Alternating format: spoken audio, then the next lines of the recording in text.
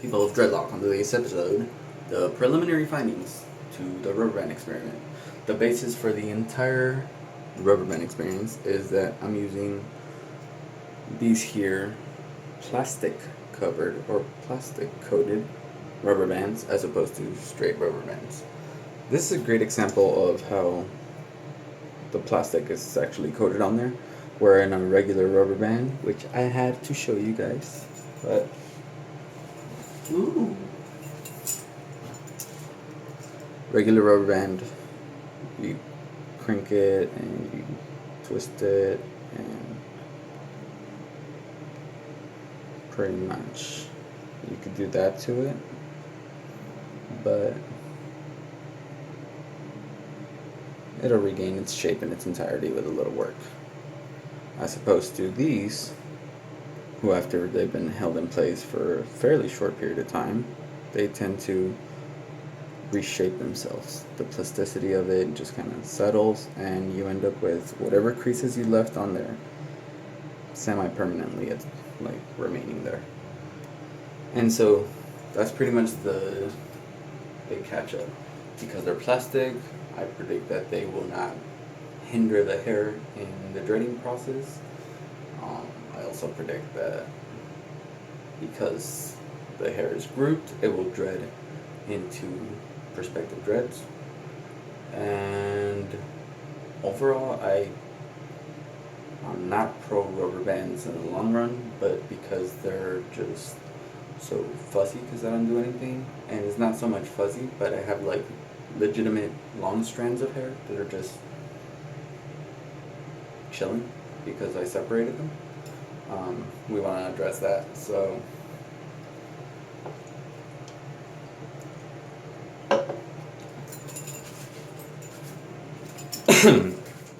Exhibit A would be the rubber band, and that shows you the fairly large groupings of hair that were supposed to be there and got removed from the neighboring dreads.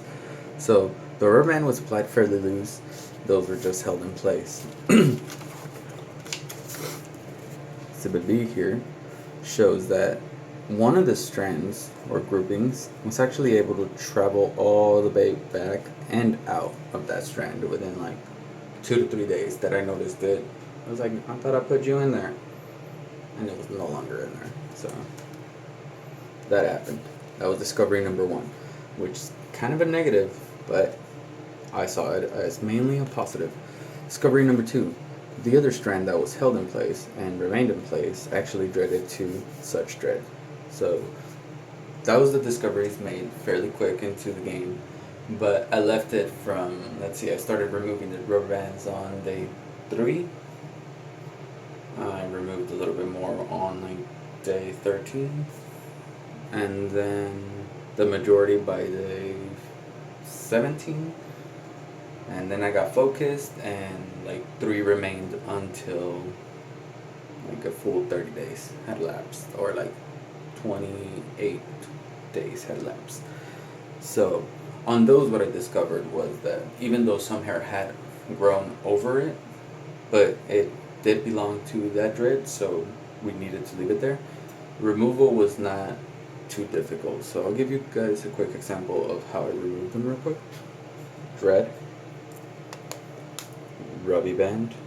Alright, so what you want to do is pinch the rubber band area, and this is to prevent whiplash, right? So then you're going to use your other finger, some kind of tool, either a crochet hook, or a rat tail comb, or whatever you want to use. Hook the rubber band, remove all hair obviously, and I use these really pointy, they're supposed to be toenail scissors or something. They've never been used for such, for those of you wondering, because it allows me to just get under and snip it, you know. Now because you're holding onto it, you should not have that whiplash all the way around, and you should still have that general constriction, at which point you could slowly release the tension, and at this point it's likely just going to come off. This one didn't, which is a perfect or good example of what you're likely going to end up with. At this point, if hair did grow over, just hold it in place and work that out. So let me see if I can be dexterous enough here. You're holding it in place, and you're just kind of like looking for the loops or whatever. Release that, and tweezers are awesome. You can now just remove it, and the hair got to stay there. That's pretty much how I removed them, or how I had my dreads arch nemesis remove them, and it worked. However, it didn't work because, remember, they were loose and it traveled back, and just for experiment's sake, I let it go. So, re-separated them, reapplied them a little tighter, substantially tighter, and we're left with something like this. Now, here's a good example of the plastic is already settled into that diameter, and I could do this, and I could feel it moving without it really pulling on the hair. So that kind of like tells me that the hair can move, it's just literally just being held in place. So with that in mind, hopefully this time it achieves the purpose with them being a little bit tighter. And this one looks a little bit tighter than I'd like, but I could still feel the hair. Like if I hold it, kind of push, I could feel the hair moving. So because there is constriction going on in the natural dreading process, I figure as long as it's not overly constrictive, it shouldn't be too restricting as far as the dreading process. So, and I don't plan on keeping them there for too long, and once I have a decent solid base for them, I'm pretty much just gonna do what I keep, like what I've been doing is just letting them go. The rubber bands are literally just like an effort at it, at keeping them separated.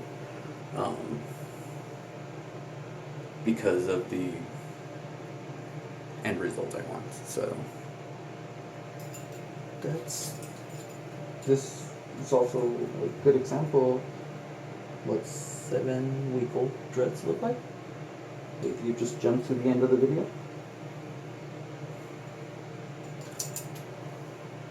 And we'll leave it at that for the catch up of this video and the rubber bands. If you guys have any questions, comments, concerns, leaps, moans, groans, leave a question, leave a comment, throw your opinion at me if you just want to.